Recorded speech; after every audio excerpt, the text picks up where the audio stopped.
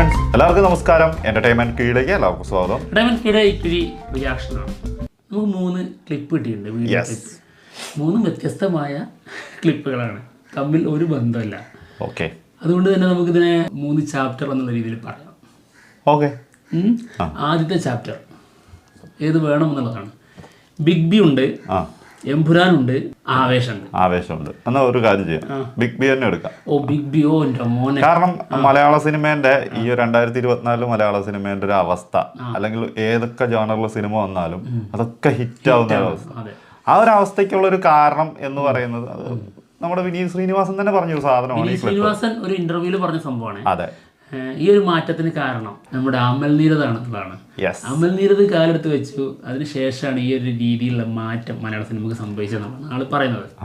നമുക്ക് എന്തായാലും അതൊന്ന് കാണാം. അതൊരു സത്യമായിട്ടുള്ള കാര്യം കൂടിയാണ്.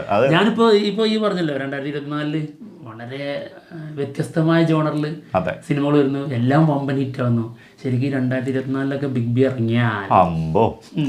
അന്ന് ഇറങ്ങിയപ്പോ പരാജയപ്പെട്ടെങ്കിലും ആ സിനിമ മലയാള സിനിമയുടെ ശരിക്കും ഒരു എന്തെന്ന് പറയുന്ന ഒരു ബെഞ്ച് ഗെയിം ചേഞ്ചറുമാണ്. അതെ. Okay, actually Malayalam cinema being the best in the country. Do you remember, and I know it's very hard when you're in the moment, but do you remember having any sense that things were changing? I think it really started with Amal Neerad coming into film industry. Yeah. He brought in a different kind of aesthetic to Malayalam cinema. He did this film called Big B. So that was I feel, personally I feel that was the beginning. That was the game changer. അതിനോട് 100% യോജിക്കുന്നു. Totally different ആയിട്ടല്ലേ.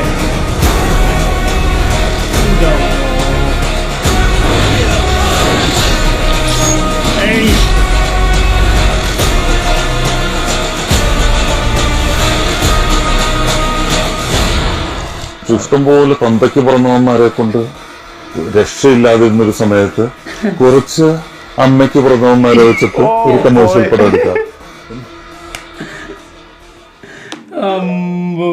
സാധാരണ അങ്ങനെയാണല്ലോ, തന്തക്ക് പിറന്നവൻ എന്നുള്ള രീതിയിൽ എപ്പോഴും പറയും, അമ്മക്ക് പിറന്നവന്മാരാണോ എന്നുള്ളത്. ടീച്ചറിന്റെ മക്കളായിരുന്നു. എന്താണെങ്കിലും ഈ ഒരു സാധനം മലയാള സിനിമ അതുവരെ ഏത് രീതിയിലാണോ സിനിമ കണ്ടുകൊണ്ടിരുന്നത്, അവിടുന്ന് മൊത്തത്തിൽ ഒരു മാറ്റം കൊണ്ടുവന്ന സിനിമ ബിഗ് ബി തന്നെയാണ്. അതുകൊണ്ട് തന്നെയാണ് ആ സിനിമ അന്നത് പരാജയപ്പെടാനും കാരണം. അത് അന്ന് ഉൾക്കൊള്ളാൻ നമുക്ക് അതെ, പ്രേക്ഷകർക്ക് അതിനുള്ള വലിപ്പമില്ലായിരുന്നു. അതെ, ഇപ്പൊ ഇത്രയും വ്യത്യസ്തമായ ജോണറിൽ മലയാള സിനിമ വേറെ ലെവലിലാണ് എന്നുള്ളത് മറ്റു ഇൻഡസ്ട്രിക്കാർ പറയാണ്. അതെ, അപ്പോൾ അങ്ങനെ പറയിപ്പിക്കാൻ കാരണമായത്, അതിന് ധൈര്യം കൊടുത്ത ഒരു ഗെയിം ചേഞ്ച് മൊമെന്റ് ഉണ്ട്. അത് അമൽ നീരദ് ഈ സിനിമ ഒരുക്കിയതാണെന്നുള്ളതാണ് പറയുന്നത്. സത്യമായിട്ടുള്ള കാര്യമാണ്. അടുത്ത ചാപ്റ്റർ, അടുത്തത് എമ്പുരാനിലേക്ക് പോവാം. എമ്പുരാൻ അല്ല, മമ്മൂക്ക വന്നു പോയി കഴിഞ്ഞാൽ പിന്നെ ലാലേട്ടൻ എന്തായാലും അവിടെ വരണല്ലോ, വന്നില്ലെങ്കിൽ മോശമാണ്. ഓക്കെ, അപ്പൊ നമുക്ക് എമ്പുരാനെ കുറിച്ച് നമ്മുടെ ഇന്ദ്രജിത്ത് സുകുമാരൻ പറയുന്നത് കേൾക്കാം. കുറച്ച് അധികം അപ്ഡേറ്റ്സുകളുണ്ട്, തുടർച്ചയായിട്ട് തരുന്നുണ്ട് ആള്. ഇതും വിഷുവിന്റെ അതൊരു ഇന്റർവ്യൂലാണ്. പടം ഒരു 20% കഴിഞ്ഞു. ഔട്ട്സൈഡ് ഇന്ത്യ പോർഷൻസ് ഒരുവിധം തീർന്നു തോന്നുന്നു. അബുദാബിയിലും കൊണ്ടുണ്ടെന്ന് തോന്നുന്നു. UK ഒരു ഷെഡ്യൂൾ ഉണ്ടായിരുന്നു, US ഉണ്ടായിരുന്നു, ഇന്ത്യയിൽ തുടങ്ങിയത് ഇന്ത്യയിലായിരുന്നു. സോ ഔട്ട്സൈഡ് ഇന്ത്യ ഷെഡ്യൂൾ കഴിഞ്ഞു. ഇനിയിപ്പം കേരളത്തിലൊരു മെയിൻ ഷെഡ്യൂൾ ഉണ്ട്. ഇന്ത്യക്കകത്ത് തന്നെ പല സ്ഥലങ്ങളിലായിട്ട് ഷൂട്ടിംഗ് ഉണ്ട്. അതൊക്കെ ഇനി വരുന്നേ ഉള്ളൂ. 20% കഴിഞ്ഞിട്ടുള്ളൂ, 80% ബാലൻസ്. 20% കഴിഞ്ഞിട്ടുള്ളൂ. അടുത്ത വർഷം പ്രതീക്ഷിച്ചാൽ മതി. അതത്രേ ഉള്ളൂ. അല്ല, അതായത് ഇന്ത്യക്ക് പുറത്തുള്ളത് ഏതാണ്ട് എല്ലാം കഴിഞ്ഞു. ഏതോ ഒരു സ്ഥലം കൂടി പറഞ്ഞു, അവിടെയും കൂടി ഉള്ളൂ എന്ന്. ബാക്കിയെല്ലാം ഏകദേശം കഴിഞ്ഞിട്ടുണ്ട്. അപ്പം 20% മാത്രമേ ഉള്ളൂ. ശരിയാ, 20% പുറത്തുള്ളൂ. അപ്പൊ ഒരു സ്ഥലം കൂടി ഉണ്ടല്ലോ, അവിടെ ചിലപ്പോൾ കൂടുതലുണ്ടെങ്കിലോ എന്നുള്ളൊരു ചോദ്യം ഉണ്ട്. പക്ഷെ 20% ഇപ്പോ മൊത്തത്തിൽ കഴിഞ്ഞിട്ടുള്ളൂ എന്നുള്ളതാണ്. അത് തുടക്കം നമ്മുടെ ഇന്ത്യയിൽ വെച്ചിട്ടായിരുന്നു, കാശ്മീർ.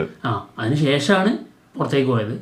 എന്നിട്ട് വീണ്ടും ഇപ്പോൾ ഇന്ത്യയിലേക്ക് എത്തിയിട്ടുണ്ട്. ഇനി കേരളത്തിലേക്കാണ്, തിരുവനന്തപുരത്ത് ഇനി അടുത്ത ഷെഡ്യൂൾ തുടങ്ങാൻ പോവുകയാണ്. എന്തായാലും 20% മാത്രമേ പുറത്തുള്ളൂ എന്നുള്ളതിൽ ഞാൻ ഹാപ്പിയാണ്. കാരണം ഇവിടുത്തെ തന്നെ സ്റ്റീഫൻ നെടുമ്പള്ളിനെ തന്നെ കാണാം. അബ്രഹാം ഖുറേഷിനെ കുറച്ച് നേരെ കാണാനുണ്ടാവുള്ളൂ തോന്നുന്നു. അപ്പോൾ കൈവിട്ട കളി, അതായത് അത് മാത്രമായിട്ട് ഒരുക്കാനല്ല ഇവർ ഉദ്ദേശിച്ചില്ലെന്നുള്ള വ്യക്തമാണ്. അതെന്തായാലും അങ്ങനെ പോകുമെന്ന് എനിക്ക് തോന്നിയില്ല. കാര്യം എന്താ വെച്ചിട്ടുണ്ടെങ്കിൽ പൃഥ്വിരാജിനെ അറിയാം അതെ ഇവിടെ ഏത് സാധനം അവിടെ കൊടുക്കണ്ടേന്നുള്ളത്. അത് തന്നെ കണ്ടുകൊണ്ടിരിക്കാൻ ആൾക്കാർക്ക് എന്തായാലും താല്പര്യം ഉണ്ടാവില്ല. ഈ ലൂസിഫറിന്റെ പ്രത്യേകത അതാണ്. അതെ, അതായത് പതിഞ്ഞ താളത്തിൽ ഒരു ലെവലിൽ അങ്ങനെ പോകും, പിന്നെ അത് കയറി അടിക്കും, പിന്നെ വേറെ ലെവലാണ്. അങ്ങനെ ഒരു പ്രത്യേക വൈബ് ആ ഒരു സിനിമക്ക് ഉണ്ടായിരുന്നു. അത് ആ ഒരു സ്പെഷ്യാലിറ്റി ഇതിലുണ്ടാവും എന്നുള്ളത് തന്നെയാണ് നമ്മുടെ പ്രതീക്ഷ. എന്തായാലും നോക്കാം. അതെ, ഇത് ഈ എമ്പുരാന്റെ കാര്യം പറഞ്ഞപ്പോൾ ഒന്ന് പറയണമെന്ന് വിചാരിച്ചേ, ഒരു ഇന്റർവ്യൂല് കണ്ടതാണ്, ഷാജോന്റെ ഇന്റർവ്യൂല്.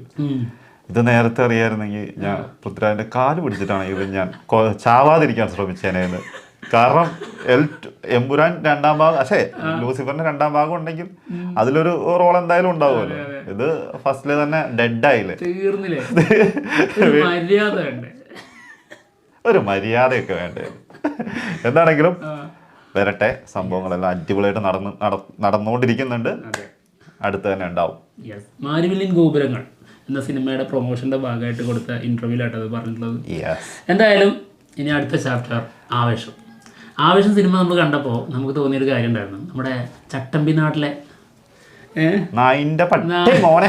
നമ്മുടെ മല്ലയ്യ, ആ മല്ലയ്യൻ്റെ ക്യാരക്ടർ ഉണ്ടല്ലോ, ആളുടെ ഐഡൻറ്റിറ്റി കാര്യങ്ങൾ ഏതാണ്ടൊക്കെ ഒരു ഇത്ര ശതമാനം നമ്മുടെ ആവേശത്തിലെ ഫഹദ് ചെയ്യുന്ന കഥാപാത്രം രംഗ എന്ന കഥാപാത്രത്തിൽ നമ്മൾ കണ്ടിട്ടുണ്ടായിരുന്നു. ആ ഒരു കഥാപാത്രത്തിൻ്റെ, അതായത് നമ്മുടെ ആവേശത്തിൻ്റെ ട്രെയിലർ വെച്ച് മിക്സ് ചെയ്തിട്ട് ഒരു വീഡിയോ പുറത്തു വന്നിട്ടുണ്ട്, കാണാം. മല്ലയ്യ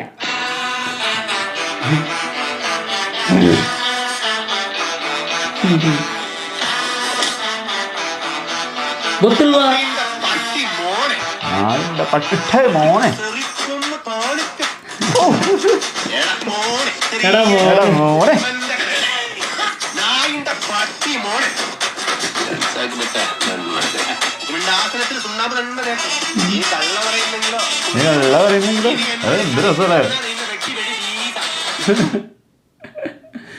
എന്ത് രസല്ലേ ആ പറയണ സാധനം. നീ കള്ള പറയണെങ്കിലോ എന്തടിപൊളിയായിട്ടത് പറഞ്ഞു പോയക്കണേ. ശരിക്കും മലയാളം അറിയാത്ത കന്നഡക്കാര് മലയാളം പറയുമ്പോൾ അങ്ങനെ തന്നെ ഈ ഒരു ശൈലിയാണ്. പക്ഷെ ആവേശത്തിലേക്ക് വരുമ്പോ കുറച്ചും കൂടി എന്താ പറയാ, ഇത് കുറച്ച് ഒതുക്കത്തിലാണ് പറഞ്ഞത്, മറ്റത് കുറച്ചും കൂടി ഹെവി ആയിട്ട് എടാ മോനെ ആ വിളി കുറച്ച് പവർ കൂട്ടിയിട്ടുള്ള വിളിയാണ്. പിന്നെ അത് മാത്രമല്ല, ആളുടെ ക്യാരക്ടറും അങ്ങനെ തന്നെയാണ്, കുറച്ചും കൂടി കൂടുതൽ, അതായത് ഡെവിളിഷ് ക്യാരക്ടറാണ് ശരിക്കും. ആള് ഇങ്ങനെ നന്മമരൊന്നല്ല, ഇത് കുറച്ച് ഒതുക്കമുള്ള നന്മയുള്ള ഒരാളാണ് ഇതില്. അത്ര നന്മയൊന്നുള്ള ആളല്ല. മറ്റത് അറിയാലോ, ചേട്ടൻ അടുക്കള കിടപ്പുണ്ട്, പിന്നെ അതിൽ കൂടുതൽ എന്തുവാണോ അല്ലേ. ആദ്യം ചുമരിൽ ഒട്ടിച്ചു, ശേഷം അടുക്കളയില് സമാധി. അതെ, എന്താണെങ്കിലും നമുക്കറിയാം ആവേശം തകർത്തുകൊണ്ടിരിക്കുകയാണ്. തിയേറ്റർ 50 കോടി കഴിഞ്ഞു. തിയേറ്റർ ഇപ്പം ബുക്കിംഗ് ഒക്കെ കൂടിക്കൊണ്ടിരിക്കുകയാണ് ഓരോ ദിവസങ്ങളും. എന്തായാലും തകർക്കട്ടെ. എന്തായാലും പോവല്ലേ, 3 ചാപ്റ്ററും ക്ലോസ് ചെയ്തില്ലേ, 3 ചാപ്റ്ററും ക്ലോസ് ചെയ്യാണ്. ഇനി അടുത്തതായിട്ട് വീണ്ടും വരാം. ബൈ.